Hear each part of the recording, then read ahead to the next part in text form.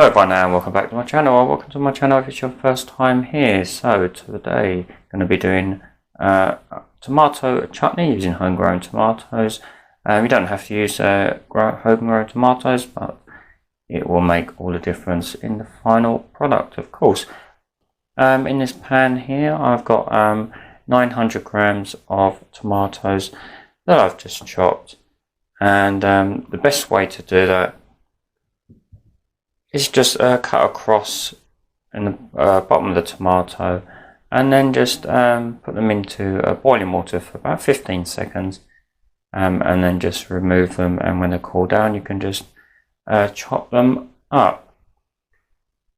Now for the rest of the ingredients that are going to make up this delicious chutney, we have 3 peppers here which I've just chopped up. We've got a yellow, a red and an orange. You could of course just use all red if you want to, or yellow, or whatever colour you want, or you can get your hands on. I just wanted to use 3 different ones, one for the colour difference, and also I'll add another level of flavour because all the peppers have slightly different taste to them.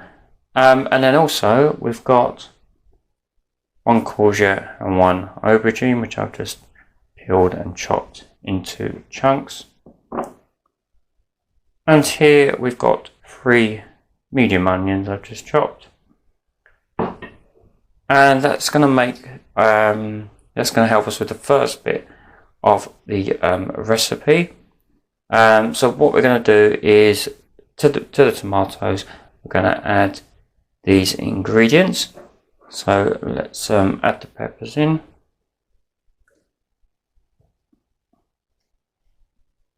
Just get them all in. And then the aubergine and the courgette.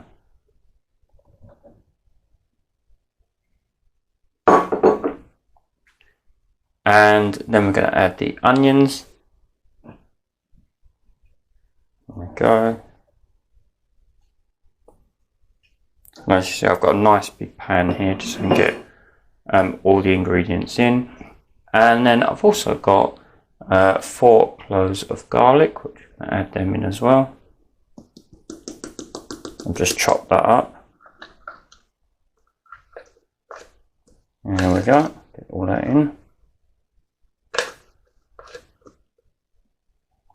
So in the pan we've got the chopped tomatoes, 900 grams by the way. Of course you can adjust the quantities depending on how much you want to make.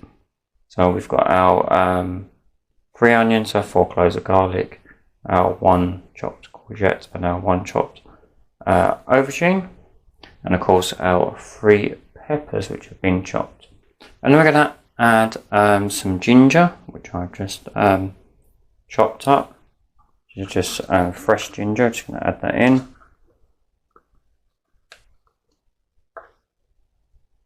Okay, and then of course you could add some chili if you want to give it your chutney a bit of a kick. I'm not going to in this recipe, but of course you could add a chili if you want to. Also remove the seeds if you don't want it to have too much of a kick. So what we want to do now is just give it a mix. I've not put the heat on at this stage. We're going to in a sec, and just get all that nicely combined so it's evenly mixed together.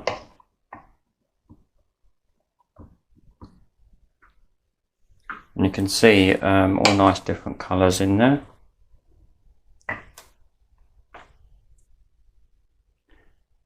Okay, so what we want to do is now just turn it on onto a really low heat.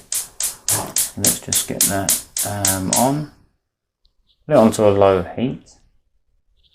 And then what we want to do is we just want to simmer it for around about an hour. So if you've got a timer and you want to put it on a timer, just so you know, but you do need to just check it about every 15 minutes or so. Just give it a quick stir, because you just want to make sure obviously that it doesn't stick to the bottom of the pan. So like I say, we'll put that on for an hour, and I'll just keep checking it and stirring it around about every 15 minutes. And then after that we can move on to the next stage. So as you can see, even after 15 minutes, the vegetables have started to break down. So I've got another 45 minutes. I'm just going to give it another stir after about 15 minutes. Once the hour is through, then we can go on to the next stage. So it's now at the halfway mark, got half an hour to go, and you can see it's nicely reduced down. It's certainly on its way to looking like the finished chutney that we're going to hope for. So look at the lovely colours, there's a nice smell coming from it as well. So we've got half hour to go, and of course we just keep checking it every 15 minutes. So the chutney's had 45 minutes, got 15 minutes to go. As you can see, it's reduced down quite a bit now, and we're just going to move on to the next stage once we just give it about another 15 minutes. So the chutney's now had an hour. We're going to move on to the next stage. So we've got a tablespoon of salt, which you're going to add in. And just give that a mix.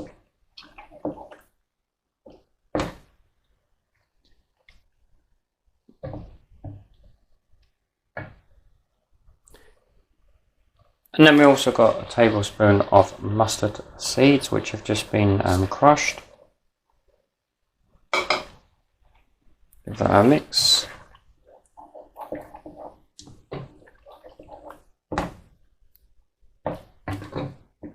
And then we got 300 milliliters of distilled malt vinegar. Pour that in.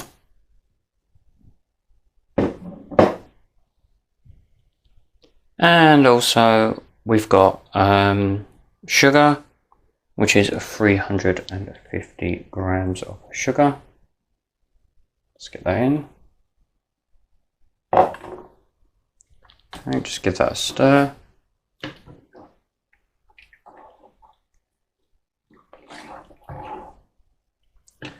And then what we need to do now is we need to turn up the heat to high.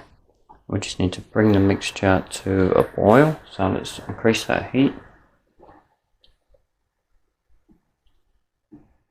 So what we want to do now is, now it's on a high heat, we just want to remove as much liquid as possible, and just give it a stir every now and then.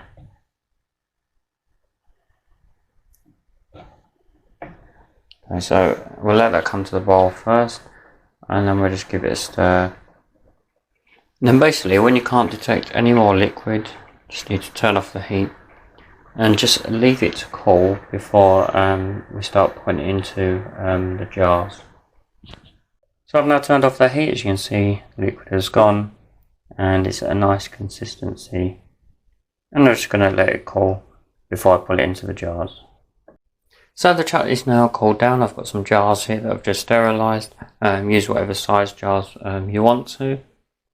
I'm just going to give it a little taste just before I put it into the jars, just to see what it's like. My first time making it, so I'm hoping that it's come out well.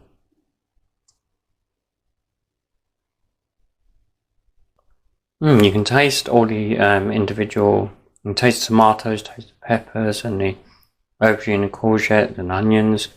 It's got a bit of a sweetness, but it's also got a little bit of a kick from the vinegar, so it's got a nice balance. So I'm really pleased with how that's come out, and I hope you'll give it a go yourself. And I'm just gonna now fill my jars, and then just put I've got some lids to put on them, and then they'll keep for a couple of years before they're if you don't use them, once you've opened them, just put them into the fridge.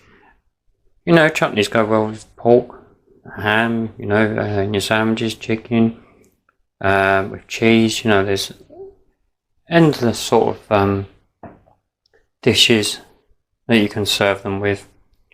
So let's, I'm just going to use a spoon, just put it into the jar, and then once I put them into jars, just clean any bits around the edge, and then just put the lid on securely.